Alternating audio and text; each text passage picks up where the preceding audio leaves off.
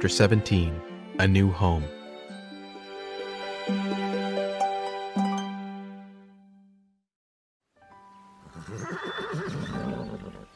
The next morning, little Joe and Merrylegs left for the minister's house. Then John saddled Ginger and mounted, leading me beside her. We rode out through the gates of Birtwick Park without looking back. After about 15 miles, we came to a place called Earlshall Park. This would be our new home. The estate had a very fancy house and a large stable. When we reached the stable yard, John asked for Mr. York. York was the man in charge of the Earl's stable, horses, and carriages. He was a handsome man with a manner that said he expected to be obeyed. "It's nice to meet you," he said to John. "Thanks for delivering the new horses." He called for the grooms to take Ginger and me inside. Then he invited John to come and have some tea. The grooms led us into the bright, airy stable. One led me into a large, deeply bedded stall, and the other took Ginger into the equally nice stall beside it. Then they groomed us and gave us some hay. Half an hour later, John and Mr. York returned. York looked us over carefully. "These look like very nice horses, Mr. Manley," he said to John. "Is there anything you'd like to tell me about them? All horses have their quirks." "I don't believe there's a better pair of horses in the country," John replied. "I'm very sorry to part with them, but you should know that they're not alike. The black one has the most perfect nature I've ever seen. I don't think he's ever known a harsh word or an unfair punishment since he was foaled." "Excellent," York said. "But the chestnut one hasn't been so lucky," John went on. "We bought her from a dealer who said she'd had some bad treatment in her early years. When we got her, she was tense and suspicious.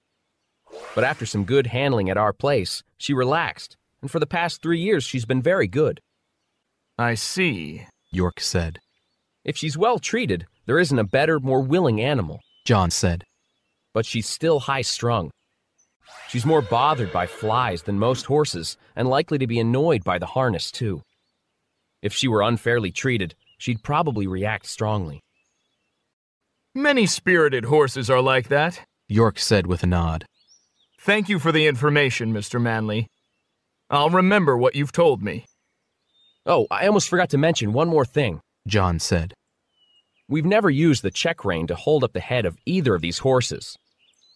The black horse has never worn one in his life, and the dealer said it's what spoiled the mare." "Well, they're going to have to wear it here, I'm afraid," York said. "I prefer a loose rein myself, and the Earl doesn't care. But the lady is very interested in style and fashion. If her carriage horses aren't reined up tight, she won't even look at them." "I'm sorry to hear that," John said with a sigh. "but I'd better go, or I'll miss my train." John stepped into my stall.